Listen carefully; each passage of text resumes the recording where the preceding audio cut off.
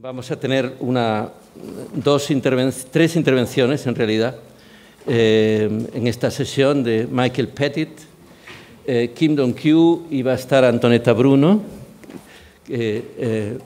No es oficial el italiano, pero sería estupendo que fuera oficial el italiano, porque nos encanta también. Vamos a empezar entonces con el profesor Michael Pettit, Professor of Pre-Modern Korean Studies, en el departamento de Asian American Studies de la Universidad de Binghamton. Va a hablar sobre Death and the Afterlife, Goats and the Shamanic Worldview. Tiene un currículum importante, tanto en temas que se refieren en general a Corea y a su historia, como en temas centrados en mujeres y en el papel de las mujeres en el mundo coreano. Tiene libros como The Women's Encyclopedia for Daily Life, Korean Cuisine, que son siempre muy valiosos, muy apreciables. Ha coeditado volúmenes, por ejemplo, en la Cambridge History of Korea, Pre-Modern Korean Literary Prose y otros. Y ha introducido volúmenes, por ejemplo, una antología de la literatura moderna coreana, que seguramente podremos traducir algún día aquí para los alumnos españoles. Muchísimas gracias. One of the first things I noticed when I started studying Korea some 30 years ago was the prevalence of ghost stories. And everybody had a story about ghosts and when they saw one, who saw one, where they came from. Something's haunted. Any university in Korea, you'll hear ghost stories about there's a ghost in such and such dorm room or in the library. I've taught at Ewha for many years during the summer and whatnot, and there's ghosts in the dorms, there's ghosts in the library, there's ghosts everywhere. So the question is, why? And I think this kind of goes back to what I alluded to this morning when I talked about the difference of the Korean worldview insofar as life and death. In the West, we tend to see a clean break. In Korea, that break's not so clean. There's a jump behind there. It goes on. You can be dead and you can still come back. You can go back and forth. So I'm sure you guys have ghost stories too. Anyway, let me tell you a story. This is recorded by Sogojong. So he lived in the 15th century. He's actually a Confucian scholar. And he writes, in Punyang, there was a servant of a noble family who had a prosperous house in his hometown. The servant had a daughter by the name of Chonga. She was only 16 years old, but beautiful and so virtuous that that she seldom left her home. A young student by the name of An Ryun stayed nearby. He had heard talk of the young girl's striking beauty and talent and tried by every means to get close to her, but failed. Thus, he dyed his body yellow with the fruit of a pagoda tree. He rubbed the fruit on there. And he feigned illness as if he were about to die. His mother had an old woman tell the girl's parents, Master An is critically ill due to your daughter and may die in the morning or evening. Thus, if he dies, it'll be a curse upon your daughter. Because of this, the girl's mother urged her to accept him, and the two shared a deep and intimate love. I like that. The noble family was so furious that they took the girl away, worked her very hard, and even locked her up in a remote building. As there was no way for her to share her love with An, she felt miserable and worried deeply. Her disheveled hair was like stalks of mugwort. Her face was covered with thick dirt. In a fit of anger, the noble family married her off to a strong and fierce man with a bushy beard. He kind of looked like, where did he go to? Oh, he's not here now. Oh, you. And she swore off her life and hung herself. An was deeply grieved and heartbroken. He kept wailing and could not fall asleep even while lying down. One night after midnight, the moon was bright in the sky and all was silent. Sitting alone, lost in reflection, An heard the sound of dragging shoes, and it seemed as if a woman was standing near him. Although looking intently, he could not see her, but just heard the sounds of wailing and empty air. This continued for days on end, finally ceasing. Whenever An thought of her, he could not forget her. So whenever drinking, he held back his tears and lamented bitterly. Years later, he also died. Everybody dies. This is an interesting story because it was written, as I said, by Sogojong. Sogojong was a Confucian scholar, 100% Confucian. He compiled the first literary collection in the Joseon dynasty, the Dongwon-son. He was, a very principled Confucian man. As a matter of fact, he edited the content of this anthology of literature to take out the Buddhist stuff, to take out the shamanist stuff. So he was quite straight-laced. Confucian scholars aren't to speak of the supernatural. In fact, Confucius wrote in the Analects that the gentleman does not speak of ghosts or the supernatural. But nonetheless, we see that there's influences already there. The story is recorded in this idle talk and humorous stories in a peaceful era. So what's going on here? Again, like I told you earlier, we have a stool, whatever that is in Spanish, I forgot, but you guys remember, right? And we have 3 legs on the stool. We have shamanism, we have Buddhism, and we have Confucianism. You take out one, the stool falls over. And this is where Sogojong comes from. He was a Confucian in every sense of the word, but he was also a Korean, a Chosun man of the 15th century. Thus, he knew about ghosts, he knew about shamanism, despite the rhetoric to the contrary. And this is what's interesting. I should add something here about this word Musok, shamanism. This is a neologism. This is not a word that we would expect to find in the Chosun dynasty. As a matter of fact, there was no such word for this. We'll find Mu, the character Mu, to refer to shamans or such things like that, but it didn't have the same meaning. Again, we don't have this idea of a religion of shamanism. It wasn't, it was a worldview. In fact, what we called it is folk customs, pungsok, customs, kwansi, or even, according to the Confucians, immoral rites, umsa. So they had different names for it, but it wasn't shamanism. Shamanism doesn't come into the Korean vocabulary until the 20th century, and it's imported from Siberia. It's a Tonganese word. It's got nothing to do with Korea. But these days, everything's shamanism, and that's probably inaccurate, because shamanism is a lot of things. It's dynamic, it's fluid, it's never one place, one thing. And that's where Sogojong's life was at. So I want to, even though I'm going to say shamanism in this paper, I don't mean shamanism, okay? So don't hold me to that. Another caveat before I start. Literature. What does literature mean to you? Is it poems? Is it novels? Is it essays? Yeah, okay, all of that. But it's also everything else. Literature in the Chosun dynasty was written word. It was orally transmitted tales. So it's not just things put on paper, but it's things passed from mouth to mouth, generation to generation. The novels, of course, we can find novels that seem to be literature, but we also have these oral works, gubimunhak, that really show us a highly developed skill in storytelling and developing over a period of centuries. And considering that the greatest amount of literature in the Chosun dynasty was written in Hanmun, or classical Chinese, and most people were not literate in this, well, how do we share these novels? We had storytellers, iyagigun, that would go around the street and they would read the stories, they would embellish it, and they would collect money. And this is how literature survived. So we have to understand there's lots of different things here. What I like reading here, and what I'm going to talk about again, is these unofficial histories, yadam, that are kind of these little stories like Professor Bruno talked about this morning.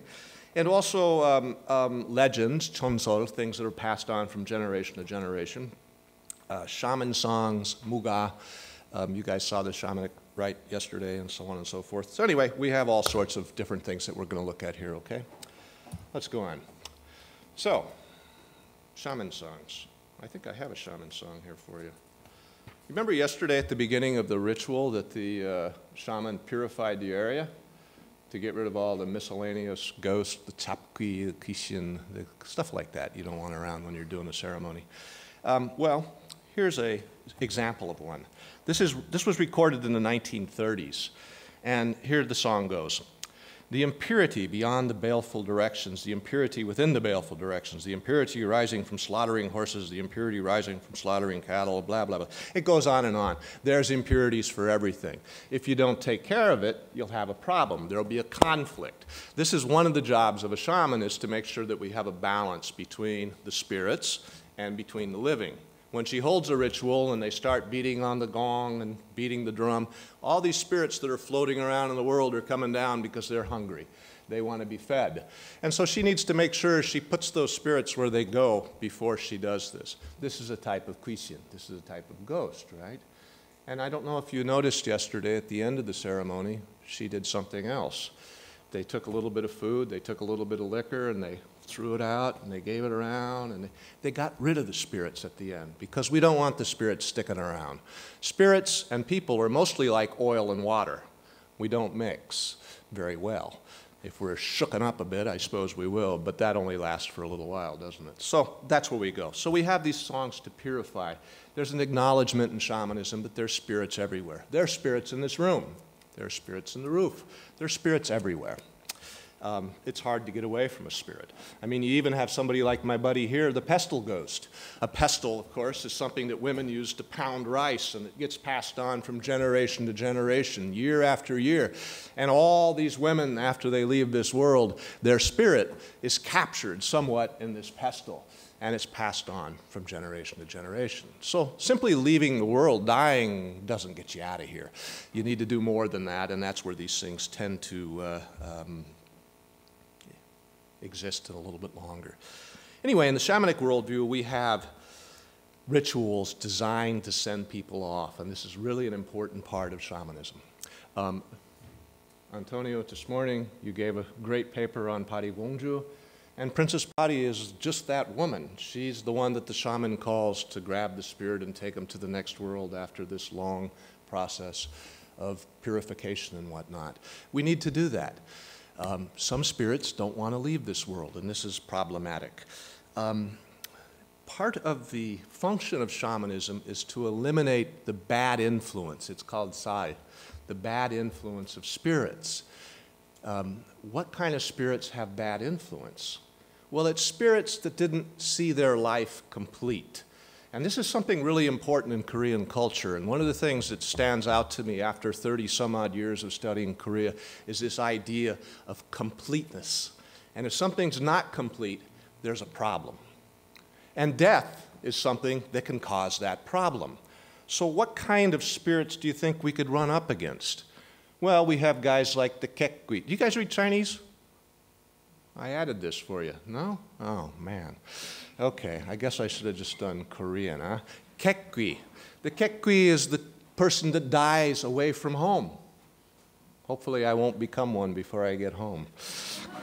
The Chapgui is your sundry or miscellaneous ghost. They don't really fit into any category, but we don't really like them. Tejakgui, it's the baby ghost.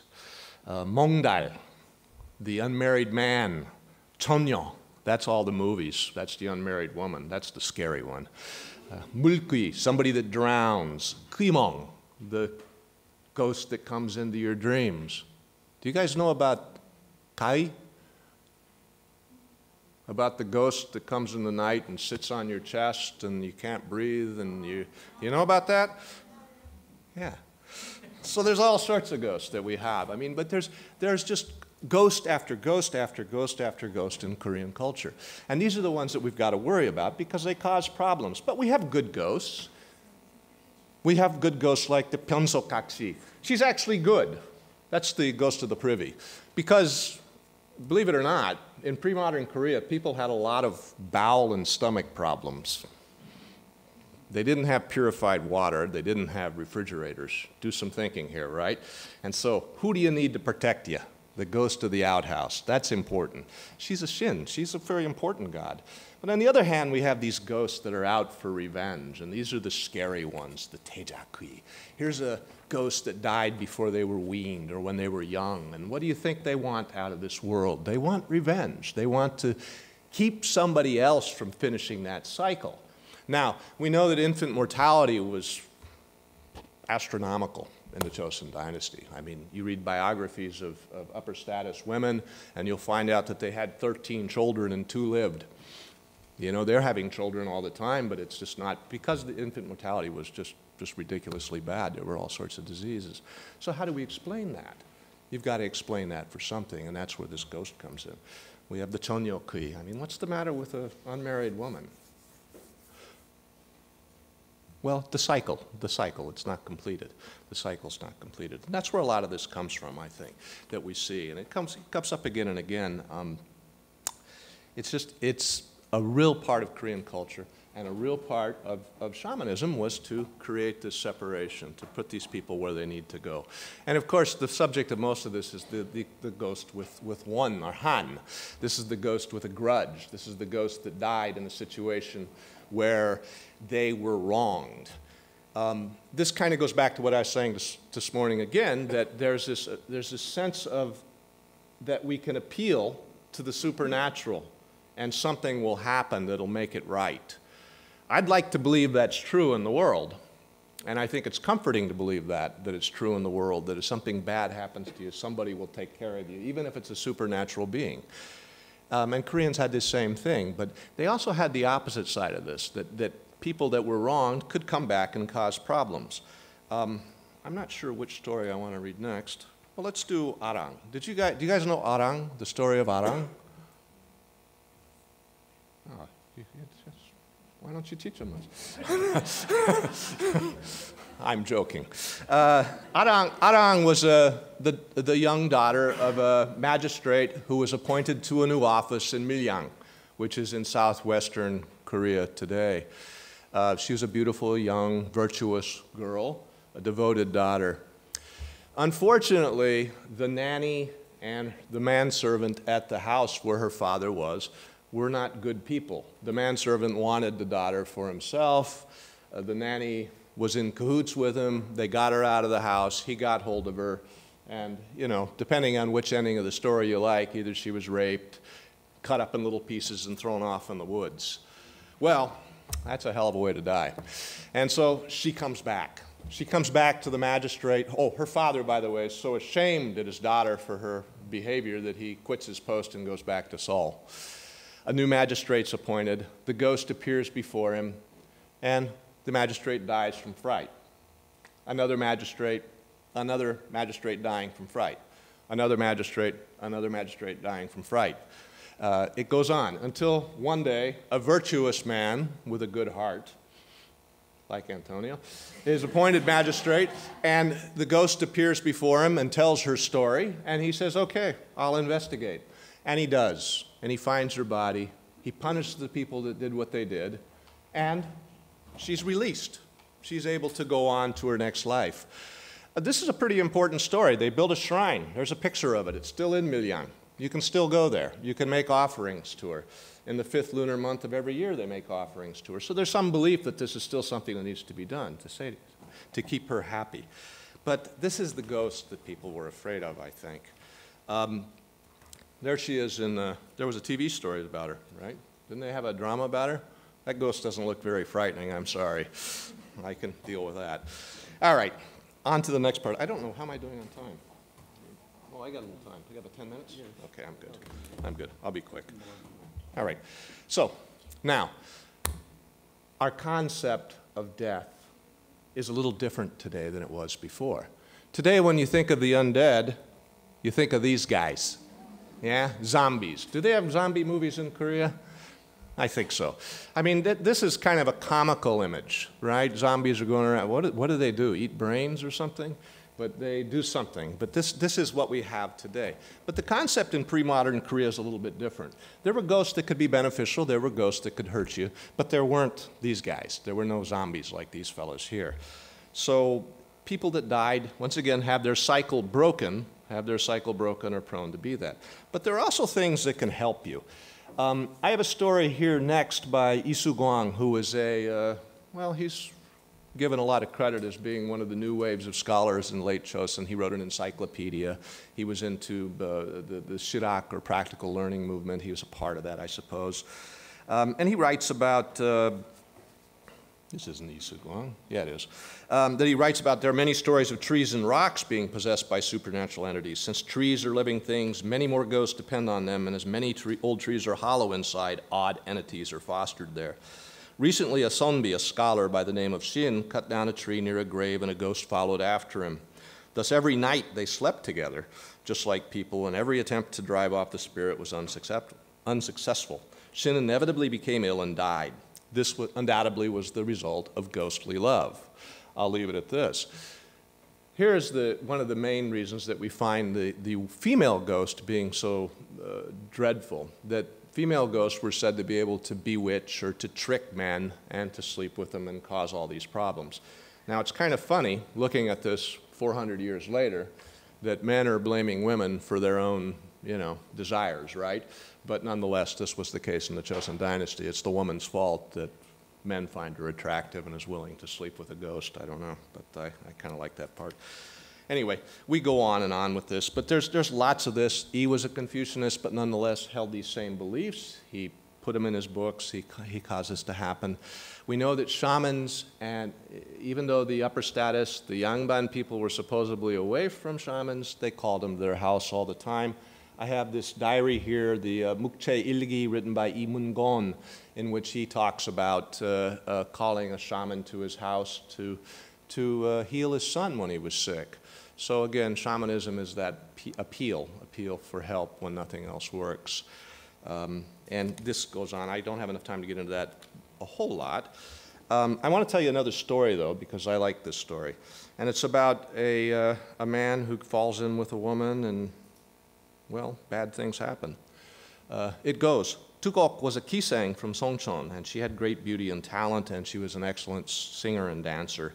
When Grand Prince Inpyeong went to the provincial government office as an envoy, he saw her and fell in love. So he brought her back to the palace as a serving woman.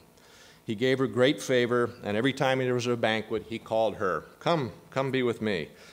Well, his brother-in-law was jealous, and so his brother-in-law found her, enticed her, and had sex with her. His brother-in-law's wife found out about that. This is never good. And so what does the brother-in-law's wife do? She talks to Inpyeong's wife, who didn't like the woman either, and they concoct a story that she stole some money, and they had her executed. What did she do wrong? Nothing. So what happens? She comes back. Of course she comes back. She comes back and she haunts Inpyeong. She's around Inpyeong and she makes Inpyeong sick. Inpyeong dies. Then she goes to Inpyeong's wife and she appears and she says, how do you think of me now, my lady? And soon enough, the wife dies. Life cycle's complete, right? Revenge is nice if you come out on top. This is the type of story, though, that explains unexplained passings. Why did Inpyeong die when he was 38 years old? Why did his wife die suddenly thereafter? Well, we have a woman that was wronged. Her spirit couldn't possibly be happy with this situation, so she extracted her revenge. This is your ghost story. But where does this all fit in the grand scheme of life? Well, I don't think I have time for Songakji, which is too bad because I like Songakji. Okay, I got time for her. She was an unattractive woman, and she was shunned by the village. Nobody would marry her. And so she commits suicide. So the ghost comes back, and she visits all the young, pretty women in the village that shunned her. And what do you think happens? They die one after another, one after another, one after another. This is how the world takes care of its own, right? Shamanism is about this balance. It's the balance of our world with the next world, and sometimes the interaction between the two. Shamans are the ones that perform this juggling act. They keep the good ghosts in, they keep the bad ghosts out. They help you, who had that life cycle severed, they help you complete it. They bring you back to the ceremony, they let you complain. They let you vent your grievances and say, why weren't you nice to me? And then give you some food, pat you on the back, and send you on your way. This is how shamanism kept the world in balance. And it's the same thing we have today because some things never change. So if one night you're driving on the Chayuro and you see a young woman hitchhiking, don't pick her up. Thank you. 감사합니다.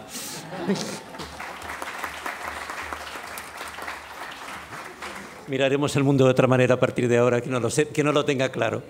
Yo creo que sería interesante, por favor, la profesora Donetta Bruni quiere hacer algún comentario sobre esta cuestión. ¿Sí?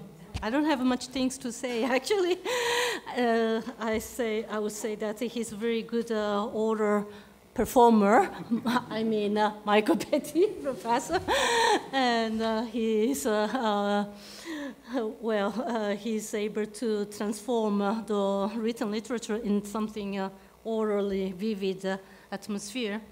And so all this question, all this ghosts, and you talk about natural natural things which are possessed by ghosts, and women, young ladies who are possessed by ghosts, they come back and they have their revenge. The thing, I wonder if there are any kind of stereotypes after all. I mean, you find, I think I never heard about a young master, young boy, becoming a ghost and coming back and killing other men. Or not even like an old lady ghost, harmony. Or, you have young women and children.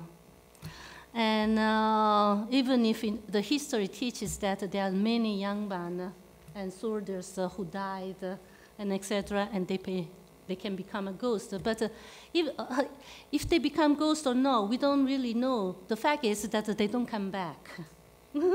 This is and then I wonder if there's also kind of, if we can catch some kind of a moral,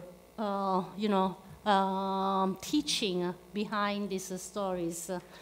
Because after all, you see the last Christian, she comes back and she kills all other young ladies. She doesn't come back and have sex with all young men, which is maybe more logical to have her Han, Won, Pulda release. And so, and after all, I mean, the moral issue can be also seen in the way that the interpretation of these Christian stories lay on. It is that they have to have a kind of justice.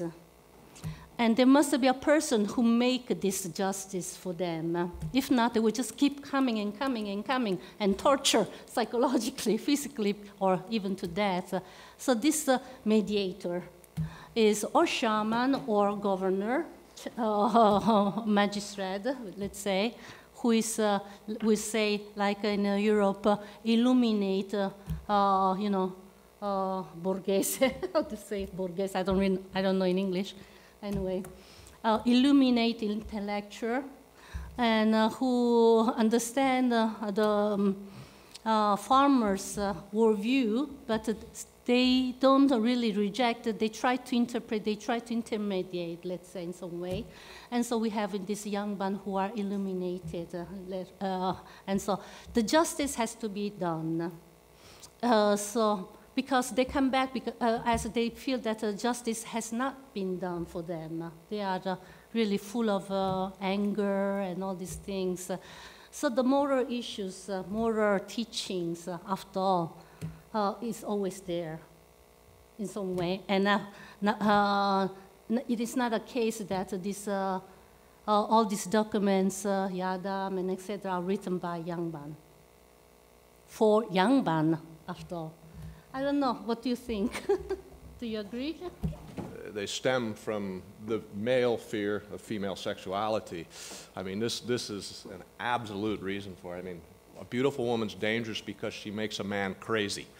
I mean, just right like that, yeah? I mean, that's what's dangerous about her. There's nothing dangerous about the woman. The danger's in the man, right? He's the guy that can't control himself. It's not the other way around. But who's writing these stories?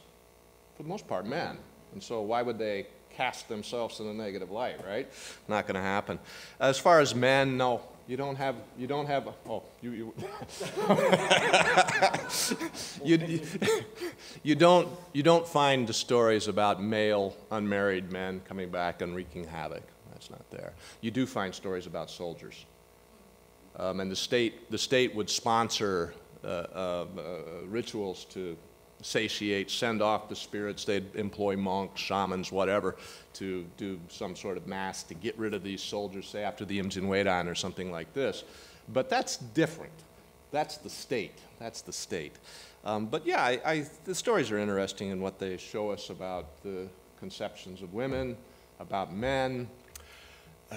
You know, the whole thing with the patriarchal system is that it's, in Korea, it wasn't part of Koreans' indigenous, if I may, culture. It's Chinese.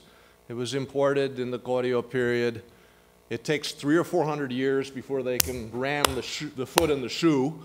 And then when they get it in there, it's uncomfortable because people don't, well, they didn't want to put on that shoe because they were Koreans, not Chinese. And so, I mean, that's the main part, I think, that we see. Male readers written by males, where not only women, living women are the protagonists, but here we have also Guishin. They become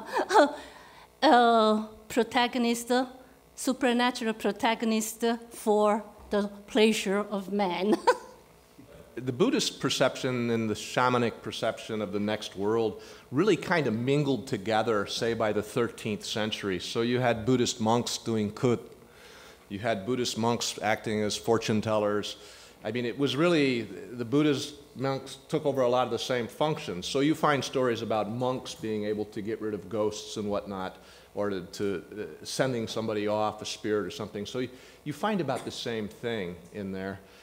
It's just that Buddhism was not favored as well, like shamanism. I mean, Confucianism was definitely on the top, at least with political power. So Buddhism is kind of pushed down. So it's I guess their reaction is probably very similar that we find in shamanism. It's just that did the monks write about it? That's a good question. You know, I haven't read writings by monks to really answer that fully. I mean, that's one area I haven't got into. But I would imagine we'd find a good number of narratives that would probably match up with these. Thanks. I wonder if in a Buddhist you have a jiok, no hell. And so there's a kind of a space where the dead people, according to their scene, are collocated in the new reality. But in shamanism, it's just a joseon. Right. And so maybe this make a difference. Well, and also with Buddhism, we also have those ghosts that won't go to hell. The hungry ghost that stick around, and that's supposedly a manifestation of the desire to stay in this world. So those ghosts are still amongst us. So, yeah, but you're right. I mean, joseon is pretty ambiguous, wherever that might be. That just means the world over there. Whereas Buddhism is more hierarchical, right? We have the hells where you can go way down. Well, but I don't know exactly when it is, but nowadays, Korean shaman, well, the next word in Korean shamanism is actually they employ the Buddhist next word. So sometimes we can find the Buddhist next word in shamanic practices. That's a very good point. In case of like 진옥이꽃.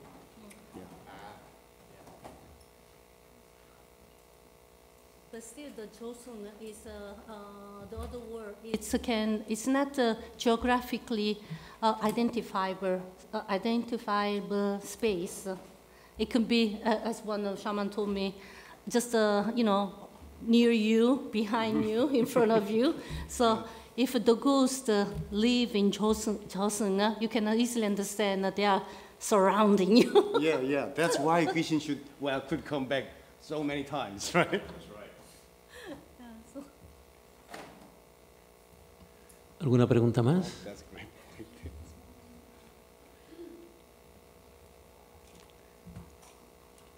Bueno, seguimos entonces con el programa. La siguiente persona que interviene es Kim Dong-kyu, profesor de la Universidad de Sogang. Es doctor por la Universidad de Columbia, en Inglaterra.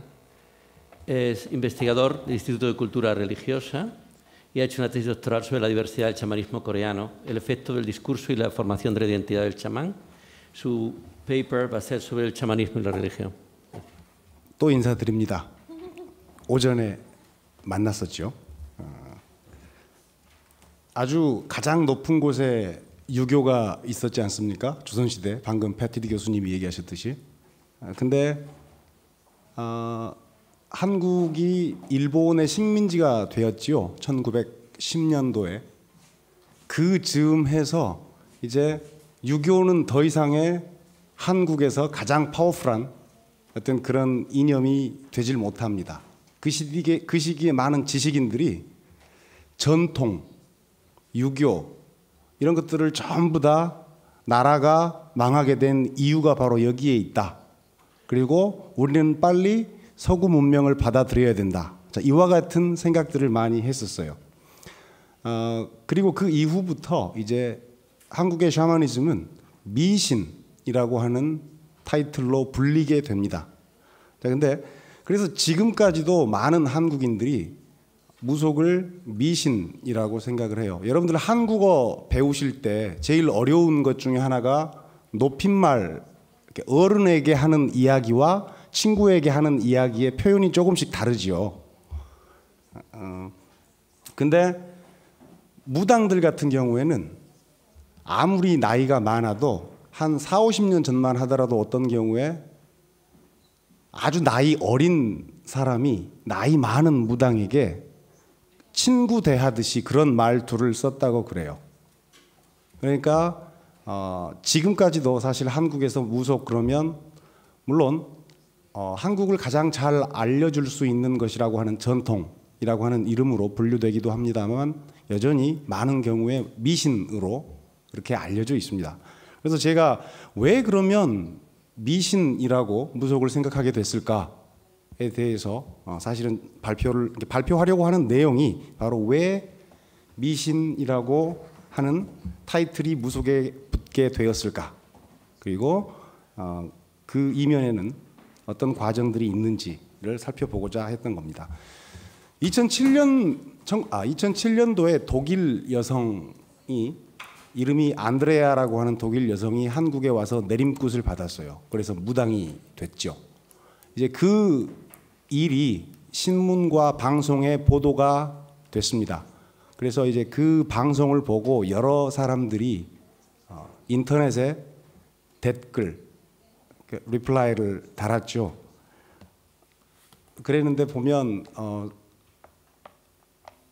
그 사람들이 했던 얘기 중에서 가장 감명 깊었던 얘기가 있었는데 그걸 잠깐 그 안드레아가 나중에 그 독일 여성이 다시 독일로 돌아갑니다. 그래서 자기가 원래 다녔던 성당의 신부님과 서로 이야기를 해요. 그 대화 내용이 잠깐 읽어보면 이렇습니다. 내가 가톨릭 내에서나 기독교에서 자리를 못 찾았는데 그것은 부분적으로는 우리의 잘못이기도 하다. 우리의 교리는 너무 한 방향으로 편협했어. 너를 비롯한 다른 사람들을 위한 자리를 마련해 주지 못했다. 세상에는 다양한 여러 힘이 존재하잖아. 이런 다양한 힘들이 많은데 네가 우리 쪽에서 찾지 못한 것이 아쉽다. 우리가 너무 좁게 본 것이 미안하다. 내가 보기에 세상에는 다른 종교에도 신의 부름을 받는 사람들이 있고 너는 무당의 길을 걷고 있고 너의 과제는 남을 돕고 연결하는 것이야. 너는 그것을 무당이 되어서 그 범위에서 하고 있고 나는 기독교의 범위에서 하는 것일 뿐 우리는 동료이다. 우리는 둘 다 같은 길을 가고 있어. 완벽하고 충만한 사랑의 길을. 자, 이와 같이 그 신부가 안드레아를 축복하는 얘기가 나와요. 그래서 많은 사람들이 그걸 보고 감동을 받았다라고 얘기를 합니다. 근데 그럼에도 불구하고 제가 그걸 보면서 그런 생각을 했었어요. 한국 사람들이 아직도 많은 경우에 무속을 미신이라고 생각하고 있는데 이 경우는 왜 그렇게 생각하지 않았을까? 독일 여성, 외국 사람이 와서 한국에서 내림굿을 받는 것에 대해서 사람들이 왜 감동을 할까? 그런 질문을 가져봤죠. 그러니까 우리가 한국 무속 그렇게 얘기를 하면 스펙트럼이 대단히 넓은 거예요.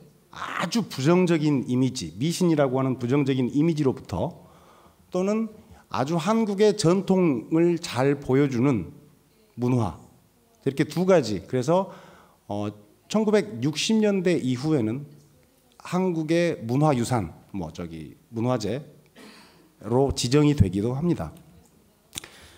그래서 실제로 문화재로 지정이 되기 이전의 이야기, 왜 무속이 계속 미신인가에 대한 이야기는 두 번째 이제 챕터에 보면 그렇게 얘기를 제가 적고 있습니다. 크게 보면 번호들이 그렇게 나와 있죠. 제목은 역사적 실천으로 무속이라고 하는 것이 이렇게 무속과 미신이 같다라고 하는 것은 그게 일종의 사실이거나 혹은 신뢰할 수 있다라고 얘기하기보다는 만들어진 이미지다라고 얘기를 하고 싶은 거죠. 그러면 어떻게 해서 만들어졌는지 크게 보면 1번 종교 개념. 제가 아까 오전에 그렇게 말씀을 드렸습니다. religion, 종교라고 하는 개념은 한국에 원래 없었다. 근데 이게 일본을 통해서 나중에 19세기 말에 한국에 들어오게 됩니다. 자, 그 과정에서 종교 안으로 포함되지 못했던 많은 전통적인 관습들이 미신으로 분류가 되게 됩니다. 그리고 두 번째 같은 경우에는 종교라고 하는 말 개념이 수입이 되면서 이제 자연과 초자연의 구분이 생기게 돼요. 아까 패티드 교수님은 귀신들이 계속 돌아왔죠. 근데 그 귀신이 돌아온 게 귀신이 물론 초자연적인 존재라고 얘기를 할 수도 있겠지만 귀신이 그렇다라고 해서 자연 넘어 또 다른 세계에 있다라고 생각하지 않는 거예요. 그러니까 아까 안토니타 선생님도 얘기하셨지만 바로 우리 주위에 있다라고 얘기를 하는 것이죠. 그래서 귀신에 의해서 문제가 생기면 무당을 불러서 굿도할 수 있었던 것이고 그랬는데 근대적인 종교 개념과 함께 근대적인 자연 그리고 근대적인 초자연이 생기게 되면서 이제 마찬가지 무속이라고 하는 것이 근대적인 사고 방식에 적합하지 않는 미신이 되었다는 얘기가 그 주된 내용입니다.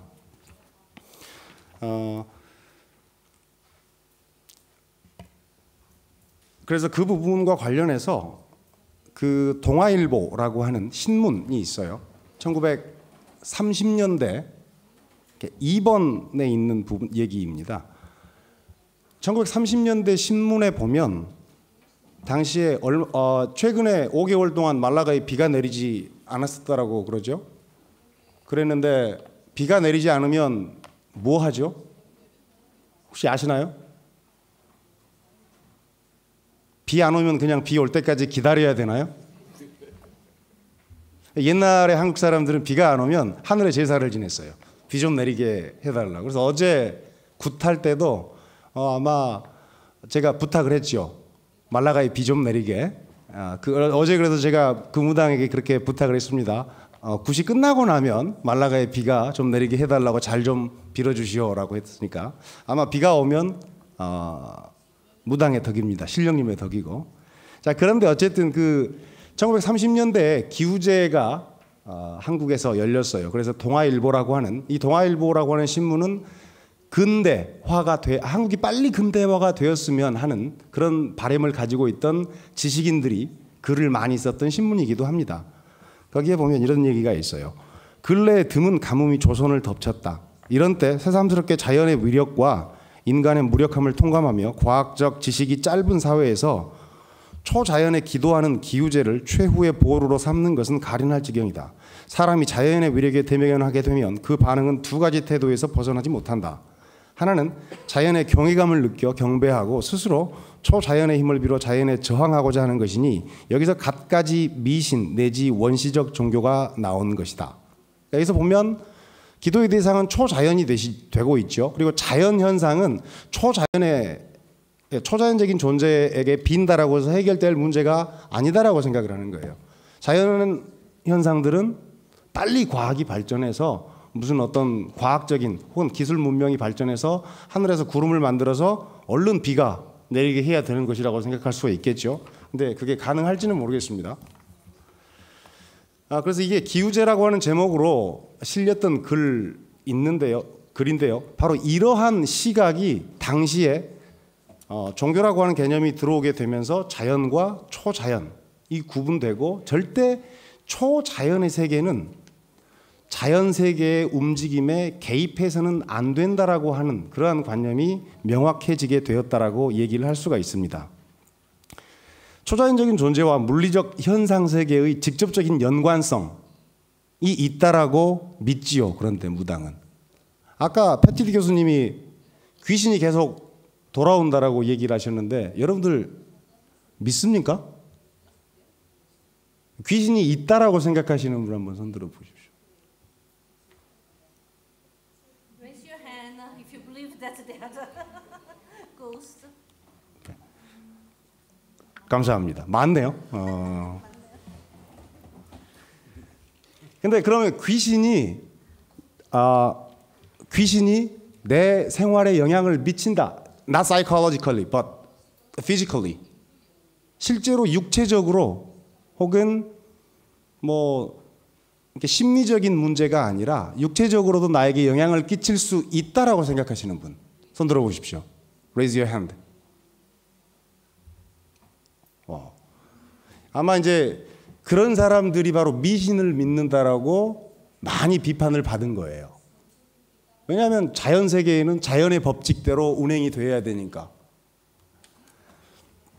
그래서 이제 그 마지막 부분을 읽어보면 이렇게 됩니다. 요컨대 한국의 초기 근대 지식인들에게 종교는 사실은 사회와 양립할 수 있지만 대부분 심리적인 위안을 주고 혹은 국가를 부강하게 만들 수 있는 그런 역할을 하거나 혹은 개인의 사적인 영역에 제한되어야 한다라고 생각했던 게 바로 근대가 생각했던 근대 시기의 종교적 이해라고 얘기를 할 수가 있어요. 대신 현실에서는 물리적인 과학적 합리성에 의해서만 현실은 운행되어야 된다라고 생각을 했던 것이죠.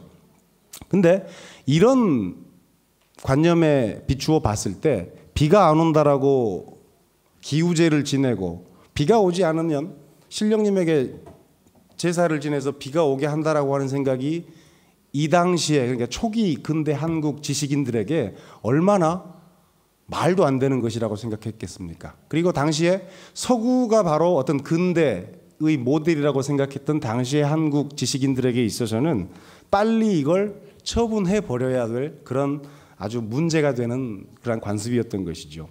그리고 또 하나 이제 문제가 있습니다. 그래서 이거 지금까지 얘기했던 것은 어떤 문명화, civilization이라고 하는 측면에서 서구 근대적 합리성이 바로 한국 무속을 바라보는 데 있어서 미신이라고 하는 관념을 낳았던 첫 번째 어떤 요인이라고 한다고 하면 두 번째 요인은 바로 기독교적 윤리라고 얘기를 할 수가 있어요. 그러니까 사실은 기독교가 마찬가지 한국에 들어왔을 때에도 당시에는 바로 서구 문화의 아이콘이 바로 기독교였었어요.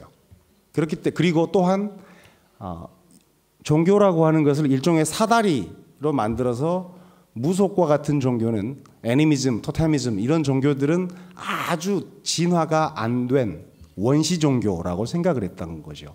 그리고 가장 진화가 된 종교가 기독교라고 생각을 했었어요. 그건 한국 사람들뿐만이 아니라 당시의 서구인들도 그렇게 생각을 했었지요. 이제 기독교에 대해서 대단히 그래서 당시 한국 지식인들이 우호적으로 생각을 했었습니다. 그러면 근데 기독교 선교사들이 한국에 들어와서 처음에는 그렇게 생각했었어요. 한국에 와서 보니까 어떤 집안에 문제가 생기면 어떤 사람들은 보니까 절에 가서 기도하고 또 어떤 경우에는 무당집을 찾기도 하고 또 어떤 경우에는 뭐 조상한테 제사를 지내기도 하고 그래서 이 사람들은 종교가 없다 이렇게 얘기를 하기도 했었어요. 왜냐하면 뚜렷하게 신이라고 하는 존재가 잘 드러나지 않았기 때문에요. 불교에서도 신은 크게 중요한 역할을 차지하고 있지는 않지요. 자, 그래서 보니까 가장 그래도 기독교와 유사하다라고 생각이 되었던 것이 무속에서는 신령을 얘기하죠. 신을 얘기하니까. 그래서 이제 무속에 관심을 가져요. 근데 이 초기의 그리스도교 선교사들이 한국 무속을 어떻게 기술을 하냐 하면 설명하냐 하면 뭐 데빌 월십이다 이렇게 표현을 해요. 그리고 엑소시즘을 훨씬 더 강조하고 또 이들도 역시 미신이라고 하는 표현을 사용합니다. 선교사들이 아주 자주 인용했던 그리피스라고 하는 초기 한국에 들어왔던 서구인은 이렇게 얘기를 해요. 무속이 몇 가지 자잘한 물건들과 조악한 조상의 이미지 혹은 땅과 공기의 정령을 표상하는 것 이외에는 어떠한 우상도 없는 것으로 또한 악령을 달래기 위한 희생제의와 마법들이 광범하게 혼합된 것으로 이와 같이 한국 무속을 묘사했었습니다. 그러니까 한국 무속은 악마를 숭배하거나 혹은 페티시를 숭배하거나 혹은 자연을 숭배하거나 정령을 숭배한다. 근데 이와 같은 용어들은 전부 다 종교가 진화하는데 가장 저급한 낮은 단계의 종교니까 언제나 무속은 진보해야 될 한국의 발전에 방해가 되는 그러한 어떤 나쁜 문제의 원인이 되는 것이죠. 또 한 가지는 윤리적으로도 어떤 한국의 무속은 나쁜 종교로 구분이 됩니다. 원래 종교라고 하는 것은 좋은 종교, 나쁜 종교 이렇게 구분할 수가 없음에도 불구하고 이제 한국 무속은 나쁜 종교 혹은 false religion, 거짓된 종교와 유사하긴 하지만 결코 종교가 아니다라고 얘기를 했던 거예요. 자, 이와 같은 서구 기독교가 가장 서구 문명을 잘 드러내준다라고 생각했고 서구 문명이 이렇게 발전할 수 있었던 데에는 서구 기독교가 큰 영향을 차지했다라고 생각을 했는데 거기에 비했을 때 너무 말도 안 되게 저급하고 덜 진화된 그러한 미신은 빨리 없어져야 되겠죠. 이렇게 보면. 자, 그래서 끊임없이 이와처럼 미신의 이미지가 한국의 어떤 지성사에서 강조가 되게 됩니다. 심지어 1950년대와 60년대의 학교 교과서, 중학교, 고등학교 교과서에는요, 무속은 근대화의 장애물이기 때문에 빨리 없어져야 할 미신이다. 이렇게 학생들이 교육을 받았어요.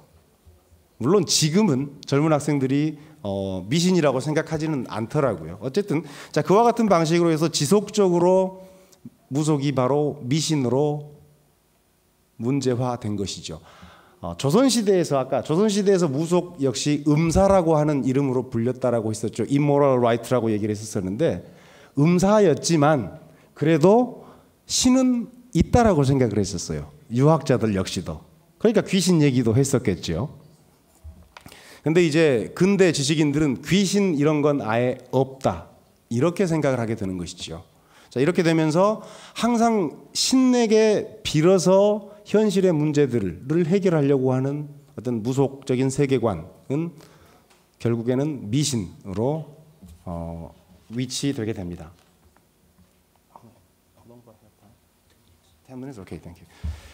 자, 마지막 결론 부분은 읽으면서 얘기를 끝낼까 합니다. 1960년대에 들어서면서 문화재보호법의 제정과 민족주의의 부활은 무속을 전통문화나 민속이라는 이름으로 부상시키고 미신의 영역에서 끌어내고자 했던 노력이라고 할 수 있을 것입니다. 그러나 이러한 노력에 의해서 구성된 무속이라고 얘기를 하지만 이러한 무속조차 살아있는 무속 현실에 대한 이해의 바탕을 둔 것이라기보다는 민족주의적 감성을 가진 연구자들의 추정, 상상, 그리고 나이든 무당들의 불완전한 기억이 서로 결합해서 탄생된 상상 속의 무속일 가능성이 대단히 높습니다. 또한 무속 의례에서 공연되는 춤, 음악, 무가 등을 문화의 영역에 한정시켰던 이들의 노력은 살아있는 무당과 무당을 찾는 한국인들을 무속 현실에서 오히려 소외시키면서 근대성을 완성시키려고 하는 또 다른 유형의 근대성의 기획이었을 것이다 라고 하는 것이 그렇게 추측해 볼 수도 있을 것입니다. 인간의 존엄성, 평등, 민주주의 등과 같은 가치들은 서구적 근대성이 한국에 이식되면서 비롯되었지만 이미 현대 한국인의 생활에서 가장 큰 가치를 가지는 이념들이라고 얘기를 할 수 있을 것입니다. 하지만 이러한 가치가 이식되는 과정에서 타자로서 소외되었던 사람들이나 그들의 문화에 대한 새로운 이해가 필요한 시기라고 얘기를 할 수 있습니다. 우리는 과연 언제쯤 근대성의 기획 속에서 외부인의 시선에 의해서 탄생한 상상 속의 무속이나 미신으로서의 무속이 가진 폭력으로부터 자유로울 수 있을까? 그러니까 제가 생각하는 폭력이라고 하는 것은 단순히 누구를 때리고 그래서 그것이 폭력이 아니라 사실은 아까 그 얘기 있었죠. 여성이 남성에 의해서 대상화되고 자기 이야기를 여성 스스로 하지 못하는 이와 같은 것도 일종의 사회가 낳은 폭력이라고 얘기를 할 수가 있겠죠. 무당 스스로 자기 일을 얘기하지 못하고 지식인들이 혹은 정부에서 혹은 국가에서 무당은 이러이러한 사람들, 무속은 이러이러한 사람들이라고 이야기하는 것조차도 사실은 실제로 그들이 어떻게 살고 있는지를 정확하게 알지 못한다면 또 다른 폭력이 될 수 있다라고 생각해 볼 수 있는 겁니다. 하나의 사회에서 단 하나의 세계관만이 존재한다거나 혹은 존재해야 한다라고 하는 생각은 그것 역시도 다분히 폭력적일 것입니다. 신령이 인간의 일상 세계에 개입할 수 있다는 무속적인 샤머니스틱한 믿음이 여전히 한국 사회에서 설득력을 가지고 있는 까닭은 한국인들의 경험적 현실을 바로 반영하고 있기 때문이다라고 얘기를 할 수 있습니다. 부강한 민족 국가를 만들기 위해서 혹은 근대화를 위해서 만들어진 잉여의 영역에 배치된 무속은 서구적 근대성이 포착하지 못한 한국인들의 경험을 효과적으로 설명해주는 상징체계라고 할 수 있습니다. 재미있는 에피소드가 있어요. 제가 샤머니즘을 공부를 하니까 유럽의 아티스트들이 한국에 방문하면 샤머니즘에 대해서 관심이 되게 많아요. 그래서 한국의 무당들을 찾아다닙니다. 그러면 무당들이 이렇게 얘기를 해요. 너가 아티스트가 되지 않았다면 너 역시도 우리와 같은 무당이 되었어야 한다. 그런 팔자를 타고났다. 이렇게 얘기를 해요. 그러면 그 이제 서구 유럽 아티스트들이 걱정이 막 되는 거죠. 아, 내가 정말 무당이 되어야 하나? 그래서 저를 찾아와요. 저 정말 무당 돼야 하냐고요. 근데 바로 그런 거죠. 일종의 서구인들에게 있어서는 이미 옛 것이 되어버린 그러한 과거의 유물일 수도 있지만, 그래서 실제로 어떤 서구인들이 경험하는 것들을 많이 해석해 줄 수 없는 그러한 틀이 되어버렸지만, 한국에서는 여전히 그러한 것들이, 그러한 해석 틀들이 사람들의 경험을 설명해 주고 있다라고 하는 것이죠. 이제 그래서 아까 제가 말씀드렸듯이 어떤 서구적 근대성이 포착하지 못했던 한국인들의 경험의 영역을 바로 지금 한국의 무당들이 설명을 해주고 있는 그러한 현실이라고도 얘기를 할 수 있습니다. 세상이 발전해 간다는 것은 특정한 이데올로기나 세계관이 획일적인 힘을 발휘하는 게 아니라 보다 다양한 세계관을 소지하고 살고 있는 사람들을 이해할 수 있는 폭이 넓어진다라고 저는 생각을 합니다. 그런 의미에서 다양한 무속을, 샤머니즘을 이것이다라고 정의하는 모든 어떤 그런 분류, 클래시피케이션에 대해서 반대를 하는 것이죠. 예, 여기까지입니다. 감사합니다. Bueno, por favor, Antonietta. Well, I know Dongyu since 95 and we are friends, but I never heard his, let's say, paper. And so I have to confess that this is first time that I'm listening him. And congratulations, this was really interesting paper. And I knew that he knows a lot, of course. And his MA, PhD dissertations are all on shamanism. And the fact that he is a husband of Mudang can help, but also cannot help in his knowledge, let's say, intellectually speaking. And that is my consideration anyway. Besides this, I was wondering, Mishin, you talked about Mishin, that this concept becomes a kind of a conceptualized notion. I don't know if in English is correct. In after pre-modern period, and Japanese have some kind of role in this. But I always ask myself, I mean, if we consider that period, Japanese have their own Shintoism. And the reason that they insisted in transforming Musok in a Mishin is because they also wanted to establish, replace Musok with Shintoism. If you look very carefully from eschatological point of view or epistemological point of view, Musok and the Shintoism are not so different. They have many common aspects. And one is kami, you find every place. And if you look widely, the Musok, not only Mudang and Kut, it has many common aspects. It belongs to Jontong Muna, the way the village people's inhabitants perceive the nature, the world around them, in their private life. And so that is, in some way, religious practice. And I was wondering when you talk about Japanese, if this Shintoism had such a important role in transforming this Musok religious practice. Actually, the anthropology uses more this definition into Mishin. Then the Gundehwa, modernization.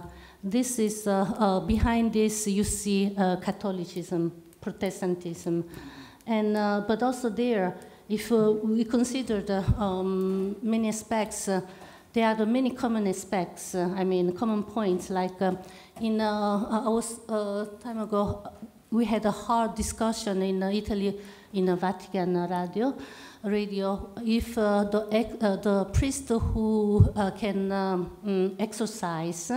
Make exorcism, has to use Italian language or Latin. And because not everybody, all the priests can do this job, but they are the special people, priests, and they insisted that Latin must be used and not Italian, because Latin has a special power in the world. And it's like, Mudang. When they make, also in Chinogigu, they threw the corns and all these things. They stripped up colored, cloth, and so they do kind of exercise, and they speak, and that is things that a normal person, layman, cannot understand if it's not familiar. Maybe I can understand, interpret what is going on, but to understand exactly what the shamans talks, what they say, I assure you, it takes long time, years and years. And also, the exorcist has to get rid of the devil. Okay, so you are possessed by a devil, and that's why you have such a behavior. You are possessed. The priest come to take away this devil. And so it is considered something very negative. In a shaman, it's not like that. There's not black and white. But Mudang is considered as a devil, Akwi. And I was wondering, but in the first place, if Mudang does compare themselves like Gabriel Arcangelo or Lucifero, who was an angel, fell, lost the power and everything. If from also theological point of view, the different concepts could have been established in time, and which influence the definition of Misin. So this is just my consideration. What do you think about?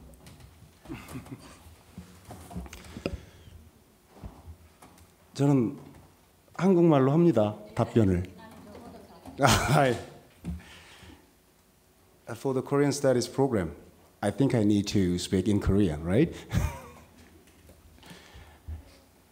신도 이야기하기 전에 먼저 당연히 아마 가톨릭이라든가 기독교 선교사들이 한국 무속을 보았을 때 어떤 악귀로 볼 수밖에 없었을 거예요. 샤머니즘이라고 하는 용어는 아까 말씀하셨지만 퉁구스에서 특히 에벤키족의 언어였다고 그러죠. 샤만이라고 하는 단어 자체가.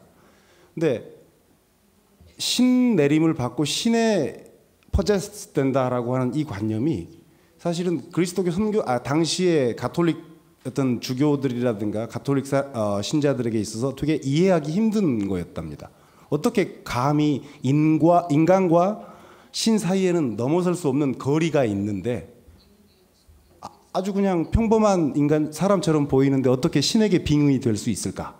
결국 그러면 그 그 신의 인간에게 내리는 신은 결국은 악귀가 될 수밖에 없는 거죠. 왜냐하면 God일 수는 없으니까. God은 God, the Christian God is not here. I mean, a Christian God could not be possessed by the human, just a human. Because there's a big gap between them, right? 아마 그러한 관념 때문에 결국 샤머니즘, 한국 무속은 미신 혹은 악귀 숭배라고 하는 영역에 분류가 될 수밖에 없었겠죠. 근데 물론 당시에 기독교 선교사들이 뭐 과연 얼마나 어떤 애정을 가지고 혹은 치밀하게 한국 무속을 접근하려고 했었는지 그건 뭐 알 수는 없지요. 그리고 물론 그때는 지금처럼 무속을 설명할 수 있는 적합한 어떤 개념들도 없었으니까, 용어들이 없었으니까 어떤 이해의 한계가 있었을 거라고 생각을 합니다. 그리고 그것들이 궁극적으로는 어떤 미신과 결부되는 계기가 됐을 거다라고 생각이 되고요. 신도 같은 경우는, 일본의 종교 신도 같은 경우에는 뭐 우리가 흔히 두 가지를 얘기를 하죠. 국가 신도, 스테이트 신도하고 뭐 섹트 신도가 있다라고 얘기를 하는데, 뭐 스테이트 신도는 당시 메이지 정부가 주장하기에 이건 종교가 아니다라고 얘기를 하지요. 대신 유사 종교, 그러니까 수도 릴리전의 범주에 섹트 신도는 포함을 시키지요. 근데 유사 종교와 종교는 분명히 또 다른 거지요. Pseudo religion is not actually religion. So what I mentioned before is the false religion versus the true religion, and bad religion versus good religion. That sort of division is established in that time. So the shamanism or Musok and the Shinto, especially sect Shinto was categorized as like the bad religion, although it was categorized as a pseudo religion. 그래서 아마 결국에는 이제 뭐 그렇다라고 해서 그것이 그럼에도 불구하고 여전히 그건 종교라고 하는 범주에 속하기는 했었어요. 근데 한국 사람들이 생각하는 용어 중에 미신이라고 하는 말과 유사종교라는 말 중에 이미지 자체로 이렇게 뉘앙스로 보면 미신은 훨씬 더 좋지 못하다라고 하는 뉘앙스가 있으니까, 비록 유사종교의 범주에도 들지 못했던 것들이 어떤 현실에 있어서 지금까지 어떤 가장 부정적인 무속의 이미지를 형성하게 된 어떤 역사적인 계기였다라고 생각을 하게 될 수밖에 없을 것 같습니다. 근데 차이는 분명히 있죠. 예로 그런 거 있어요. 작년에 올 초에 제가 일본에를 갔었는데 그때도 마찬가지 정순덕 만신과 함께 일본에를 갔었어요. 그런데 일본에 가면 신사가 으리으리하게 지어져 있죠. 그래서 정순덕 만신이 가장 부러워했던 게 한국 무당이나 일본 신도의 사제, 프리스트나 사실은 별 차이 없고 오히려 한국 무당이 훨씬 spiritually powerful한데 왜 우리는 이런 건물조차 하나 없고 맨날 어디 산속에 들어가서 아무도 조용조용 남들 잘 모르게 굿을 해야 할까, 그 점에 대해서 되게 아쉬워했었거든요. 근데 아마 그것이 하여튼 무속이 겪었던 길과 신도가 겪었던 길에 있어서의 공통점도 있지만 차이점이 뭐 극명하게 잘 보여주는 그러한 역사적인 사건이 아닐까, 뭐 그런 생각도 해봅니다. The different points, I think, lays maybe we have to consider the political influence. Yes, I mean all the religion. The way if you look Islam and Shintoism and Catholicism, if there's not behind the political intention and etc., it would be just considered as a popular religion, which is equal to mission. Yeah, right. Perfectly. I totally agree with you in that point.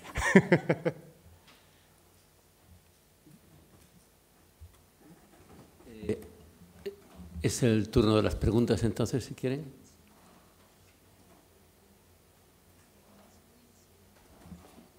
Sí.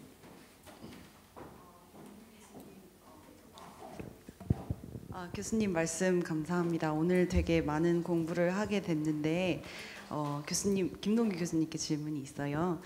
지금 제가 말씀하신 거를 제대로 이해를 했는지는 모르겠지만 일단 말씀을 하신 걸 제 생각으로 풀어보면 무속이라는 것이 대중들한테 이제 분명히 이제 그냥 우리 사람들의 마음을 풀어주는 역할을 하는 그런 긍정적인 역할을 함에도 불구하고 지금 현대 사회에서 뭔가 저평가되고 있고 약간 비난받기까지 하는 그런 부분이 있잖아요.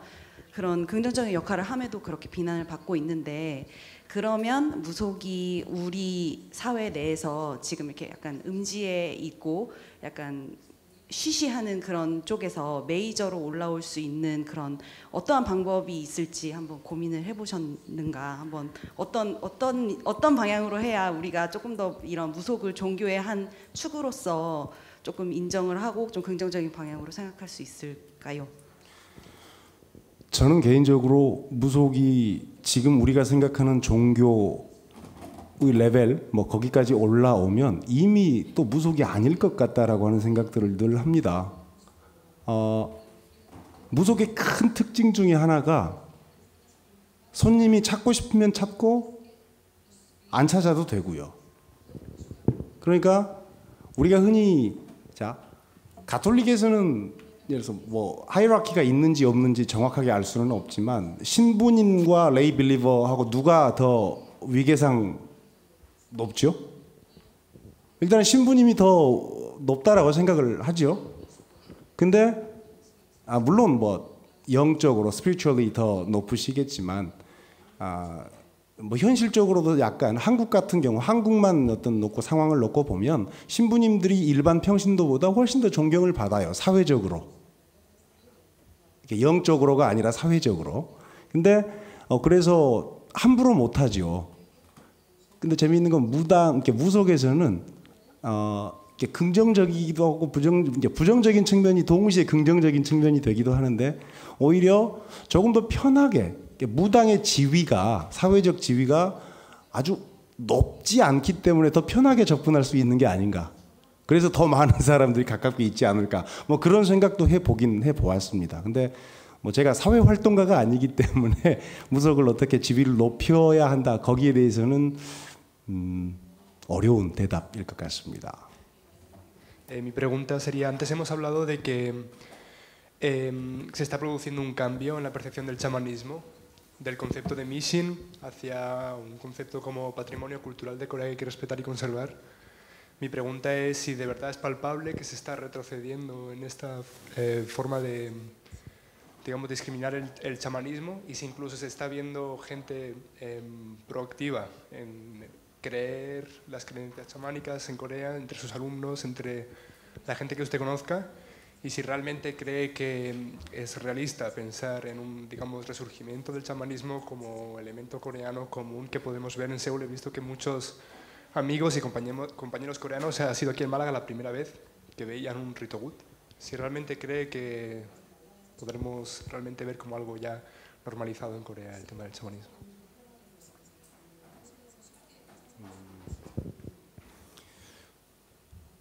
일단 굿을 집에서는 할 수가 없어요.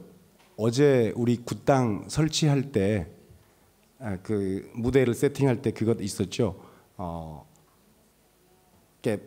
도로가에 나오면 안 된다. 그 얘기 있었죠. 근데 그건 다른 사람에게 피해를 주니까 공공 장소에서 그와 같은 일을 하면 안 되니까 이제 금지가 되는 거잖아요. 근데 한국에서는 무당이 하기 때문에 안 된다라고 얘기를 하는 경우가 많아요. 광화문 가보셨나요? 광화문에서 어떤 무당이 굿을 하겠다라고 그러면 기독교 단체 등에서 아마 난리가 날 겁니다. 그렇기 때문에 역시 그러니까 잘 보이지 않는 곳에서 사람들이 많이 무당을 찾고 하지만 그것을 자랑스럽게 겉으로 내세우지는 않아요. 거기에서 부정적인 어떤 이미지가 작동을 하고 있다라고 볼 수 있는 것이죠. 근데 확실히 요즘 젊은 친구들 같은 경우는 남들의 시선을 그다지 많이 의식하지 않기 때문에 자연스럽게 난 굿도 하고 뭐 무당도 만나고 그런 얘기들을 자연스럽게 얘기를 하는 편이기는 해요. Okay. Well, thank you very much both for your presentations. It was really interesting. I was thinking of women's role in the stories Professor Michael Petit told. And I was kind of thinking on the relation of this women role as maybe not bad people, but that they come back to take revenge or to kill or something like that. And I was relating it to the witches term in Western world.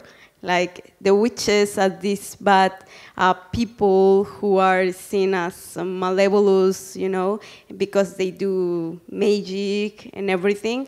And I don't know, wondering that if maybe shamanism is not taken really into account by many people because of the fact that the shaman tends to be women most of the time.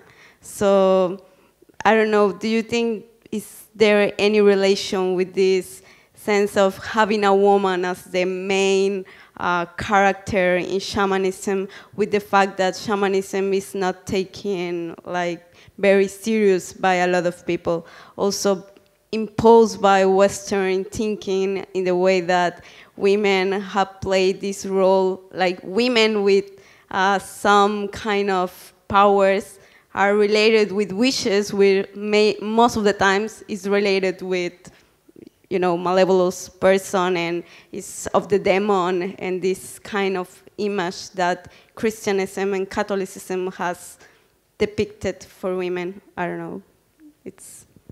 Do you think it has some relationship, this idea of women as the main character?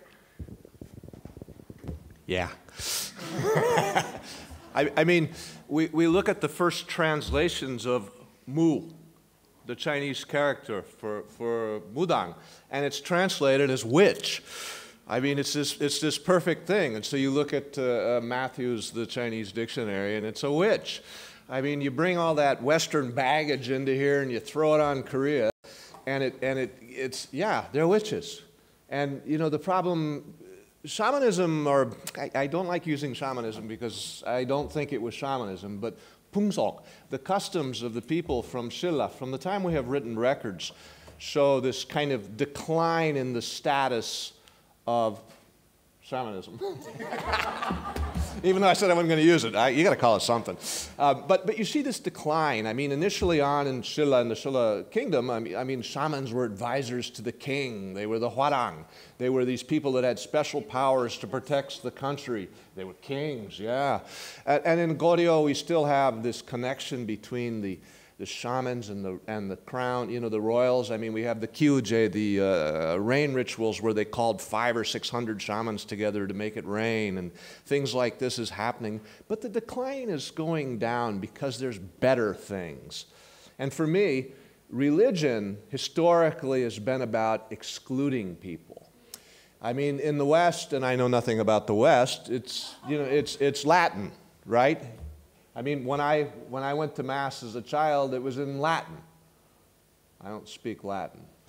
But there's a power there, no?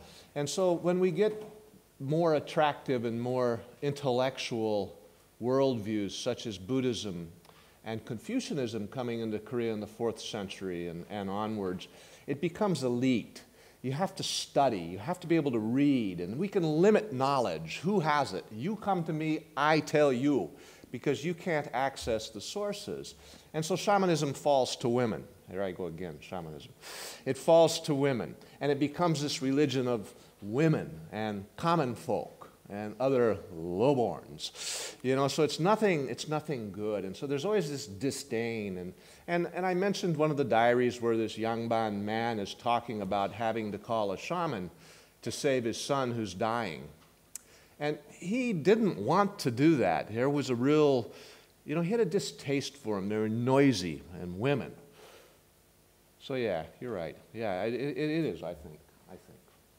Absolutely.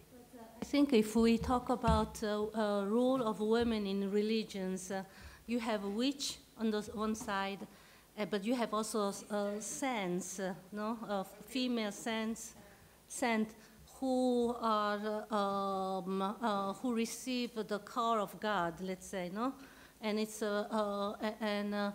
they because through the ecstasy they communicate with God. They have a special position compared to other women. If you look the biography of many female saints, and they have a kind of a sickness. and they can, in their fever, they can communicate with the gods. So I mean, there are so many things in common with shaman. The problem is that which are not seen like that because they are not inside the Catholic religion. So they are in the border lines. Everything that is in a borderline, which is not inside one, let's say, inside the boxes, it is considered dangerous things.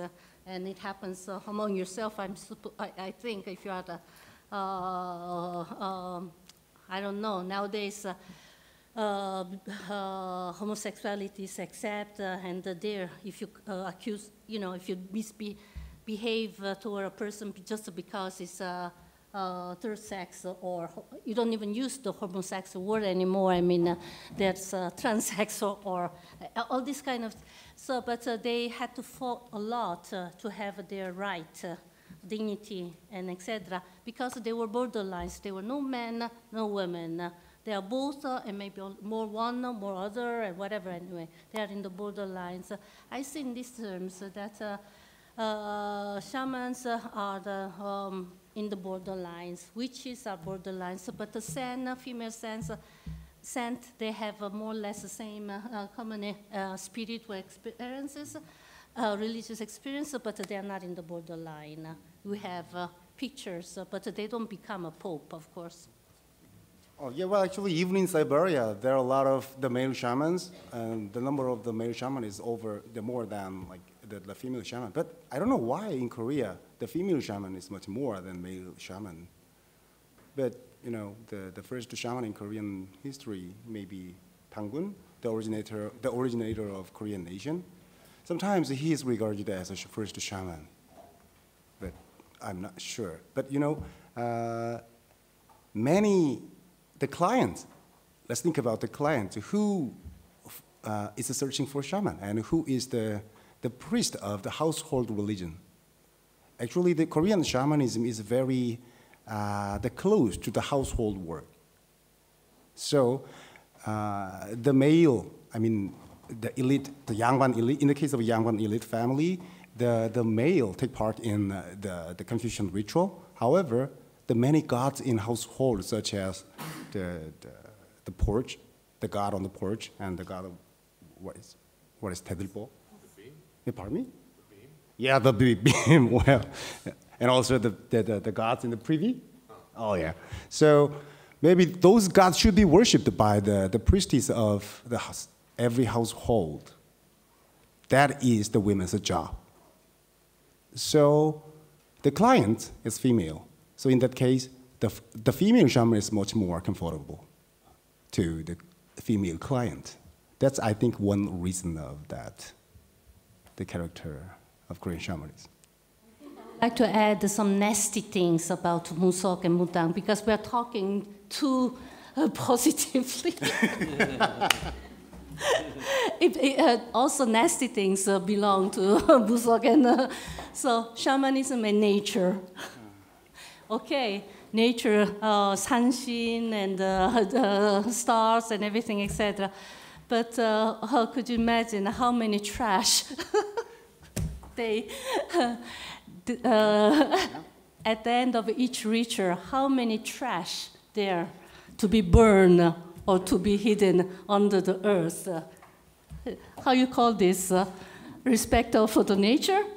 That is the irony of Korean shamanism. And actually, not only Korean shamanism, but also every kind of shamanism or the natural worship, the religious ritual, they actually serve the candle or incense to the gods. But how to treat that candles is the problematic, because it should be thrown out.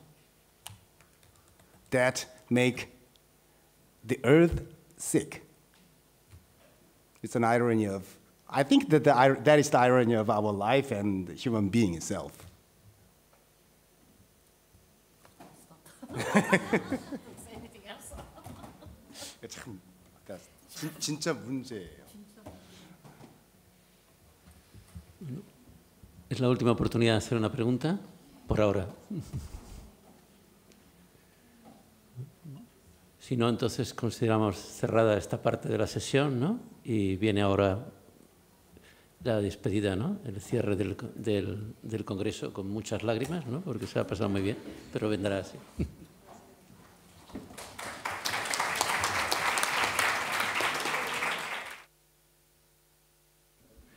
En primer lugar, creo que no hay que decir nada sobre el enorme nivel del seminario que hemos tenido. Y yo estoy particularmente contento del enorme nivel de encuentro que tuvimos ayer con el GUT aquí enfrente, ¿no? Yo debo decir, y digo públicamente, que yo nunca he considerado inaugurado este grado hasta ayer. O sea, la ceremonia de ayer inauguró el grado de Asia Oriental. Como el tiempo da igual en términos míticos, pues se inaugura con efectos hacia el pasado y efectos hacia el futuro y para siempre, ¿no?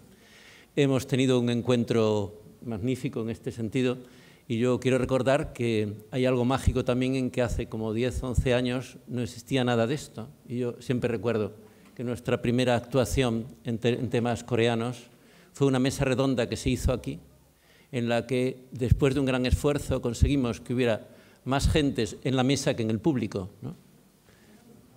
Ahora hemos conseguido que no, hemos conseguido que haya más gente en el público que en la mesa y además que sea siempre así, ¿no? Estamos en un momento creciente, hay un grado, hay muchas cosas y hay muchas esperanzas. O sea, siempre digo también que somos parte de un sueño, ¿no? Y que conforme se va ligando, va aumentándose, va llegando más gente al sueño, lo hacemos más grande y lo hacemos verdad, ¿no? Y nos quedan muchos años. Somos el único grado en Asia Oriental, Corea, de todo el mundo latinoamericano, y nos quedan muchos años para llenar el mundo latinoamericano, el mundo hispanoamericano, el mundo de la gente habla hispana, de gentes como vosotros, como los alumnos que estáis aquí, y que van a seguir multiplicando estos encuentros, este y otros muchos encuentros, ¿no? Y después de eso no tengo nada más que decir, ¿no? Recordar que todavía estamos en la estela del GUT de ayer, ¿no? Estamos todavía en medio de esa situación mágica en mitad de la ciudad y que ha unido Corea con Málaga de la manera en que estos actos lo hacen, ¿no? Por encima del tiempo y el espacio. Bueno, primero agradecer también a la decana de la Facultad de Estudios Sociales y del Trabajo, Ana Rosa, por haber aceptado nuestra invitación también para clausurar este acto y este seminario, ¿no? Que creo que ha sido, como ya Fernando ha dicho, de tan alto nivel y tan provechoso, creo que para todos nosotros. Y bueno, simplemente volver a dar las gracias, sobre todo a todos los que han estado colaborando y participando para que esto fuera posible, con anterioridad al seminario y durante el seminario, especialmente a todos los voluntarios, todos los estudiantes, ¿no? Que han estado realmente trabajando muy duro, especialmente ayer en la preparación del CUT, pues que han hecho que fuera posible este seminario y el CUT. Sin su ayuda no hubiera sido posible, seguro. Y además creo que un comentario general, incluso de la chamana, ¿no? De Chonsundok Manshin, el comentario que ha estado hoy hablando con ella, decía, ¿no? Que realmente había sentido que había habido una energía muy positiva por toda la colaboración y toda la participación que había habido durante el CUT, ¿no? Y en la preparación del mismo, ¿no? Entonces, bueno, agradeceros sinceramente vuestra colaboración y vuestro esfuerzo. Y bueno, y después, por supuesto, a todos los que han colaborado del Instituto de Traducciones de Corea, que, bueno, llevamos meses preparando este evento y, bueno, han tenido una labor muy grande. Y también, por supuesto, a todos los que los miembros de la oficina del Puente con Corea. Bueno, no voy a volver a mencionar, ya los mencioné, pero, bueno, ya saben todos que han trabajado durísimo durante los últimos meses también para hacerlo realidad y en estos días especialmente, ¿no? Pues darle muchísimas gracias y bueno, muchísimas gracias también a todos los participantes, a los ponentes que han aceptado venir hasta muchos de ellos por poquísimos días, viniendo desde muy lejos, que sé que además son todos muy ocupados con las clases, con otras conferencias, etcétera, pero todos aceptaron rápidamente nuestra invitación. Muchísimas gracias.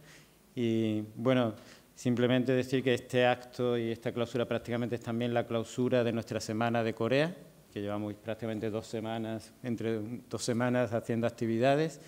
Y bueno, invitaros también después de esta clausura oficial a a la representación teatral y lectura dramatizada que vamos a tener justo abajo, en la primera planta, en la planta baja, que será prácticamente ya la clausura artística, digamos, de esta semana de Corea. Pues nada, muchas gracias.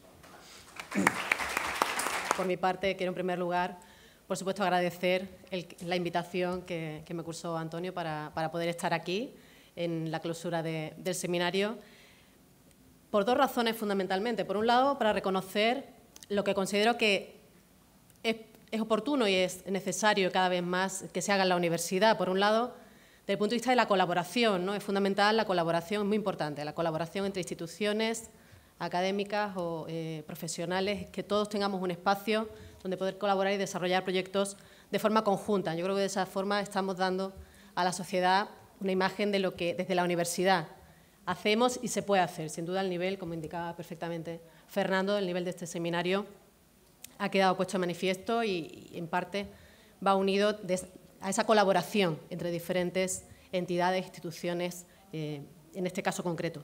Por otro lado, por supuesto, desde el punto de vista académico, ha quedado más que puesto de manifiesto cómo el debate académico, el debate para incrementar el conocimiento en una temática, además, desconocida, ¿no? En buena medida desconocida, como es el chamanismo, ¿no? Pues sin duda todavía más, ¿no? La universidad debemos apostar por estar en la frontera, se ha mencionado, ¿no? ese término también, ¿no? Temáticas que están en la frontera, abordarlas, ¿no? Con valentía y con muchísima calidad, ¿no? Con una calidad enorme, de la mano de los ponentes, ¿no? Del ámbito tanto nacional como internacional, que, como digo, permite además profundizar en cuestiones desde un punto de vista multicultural y también interdisciplinar, porque no se abordan únicamente desde una disciplina, sino que se hacen desde diferentes disciplinas. Entonces, pues, sin duda, agradecer, ¿no? Por la parte de la Universidad y de la Facultad de Estudios Sociales y del Trabajo a los organizadores de este seminario, ¿no? Por un lado al Instituto de Traducción, también a la oficina, por supuesto, el desarrollo de este seminario, como se ha hecho mención, del gran nivel académico. Y luego, por último, por mi parte, no quiero dejar de pasar la oportunidad de agradecer a la oficina, en particular, pues, la oferta de actividades, ¿no? Que se realiza con la Semana de Corea en Málaga y en la Universidad de Málaga, porque, bueno, sin duda, para los estudiantes de nuestra facultad, pues son actividades que les orientan en gran medida, ¿no? En todo el abanico de opciones profesionales que se brinda a sus pies y que es muy importante, ¿no? Que vean toda esa diversidad de aspectos, ¿no? Y de posibles líneas futuras de desarrollo, y esta semana sin duda es un pilar fundamental de esa orientación para nuestros estudiantes. Entonces, bueno, con esto nada más, agradeciendo a todos de nuevo los que han hecho posible, también a los ponentes, a los participantes, todos los que han hecho posible este seminario, dar las gracias de nuevo y damos por clausurado el seminario de chamanismo y la literatura coreana. Muchas gracias.